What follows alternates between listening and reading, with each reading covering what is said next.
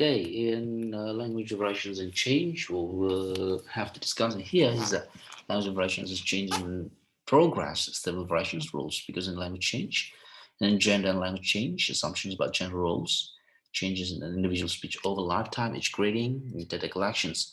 You can see later in the traditional view. Please read the followings. Consequently, over a period of time, distinctions between two sounds may be lost in language, as occurred historically in most varieties of English in the vowels of meat and meat of or horse, and so on.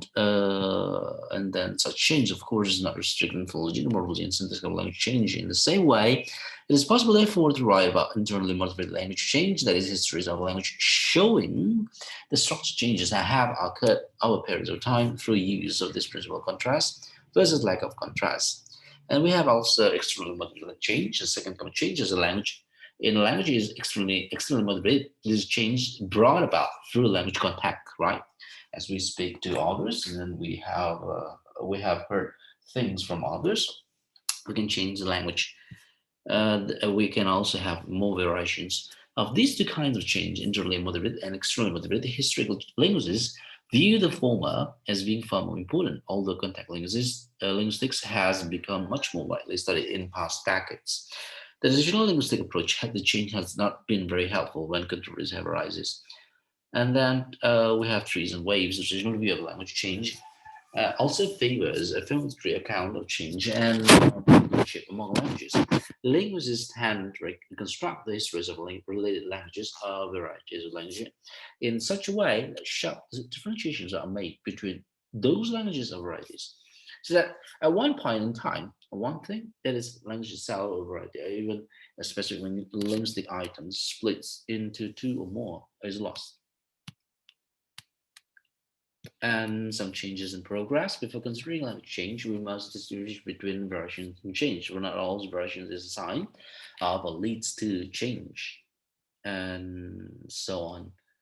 Well, please read the rest as it's just about the northern cities well shift, and then the northern cities well shift. We have also changed across space, urban centers, and physical barriers. So a change may even spread rapidly from one city to another, leapfrogging. That's what it's called, as it were, for a while at least. Small intervening communities.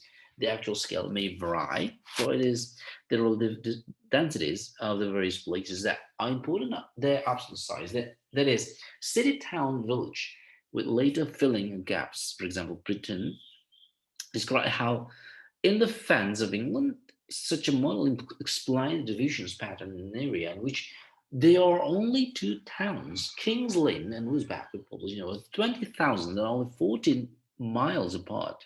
And we almost changed over time each grading. And Martha's Vineyard. What is Martha's Vineyard? Martha's Vineyard is a small island lying 3 miles off the coast. That's a place. And then most residents live in the eastern part of the island. And then the different population consists of Yankees, Portuguese, and Native Americans. What happens there? LaBeouf concentrated his attention on ways those who had grown Martha's Vineyard, or we call natives, these locations pronounce the vowels in the two sets of words, out, house, and child, while, pie, and I. He observed that the first part of these tongues in such word were being centered ow, o, and an I, and e, with that centering more noticeable in the first set of words than in the second. He called the variables the first set the ow, variable ow and o, and the variable in the second set the I, variable I, or e. He set out to collect large quantity in ow's I to find out who used the variants of each. We also degree of centralization of the I, R by each level in Martha's Vineyard, and degree of centralizations and orientation towards Martha's Vineyard. Gender and language change. One generalization that has been made is that changes to a more vernacular forms vernacular forms tends to be led by men, while changes to a standard tend to be led by women. And on one early study which showed such patterns, Trudgell's work in Norwich here, and then procedures of informants of reporting and underreporting variance in Norwich, language change and linguistic marketplace. And then the process of change, change from above and below. What was it? Change from below is systematic unconscious change, whereas change from above is sporadic. conscious and involves issues of prestige. Since change from is conscious change, we might expect such changes to involve a movement towards standard linguistic norms. The one is conscious and the other is unconscious. And then lexical divisions. What is it?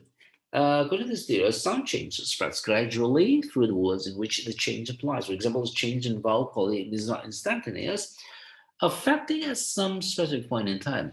All words in which that vowel occurs is if you went to bed one night, you will vowel quantity A, those words, and the next one is vowel quantity B. B. That's all, folks, for today. I hope that you can read more on the PowerPoint slides there. Thank you.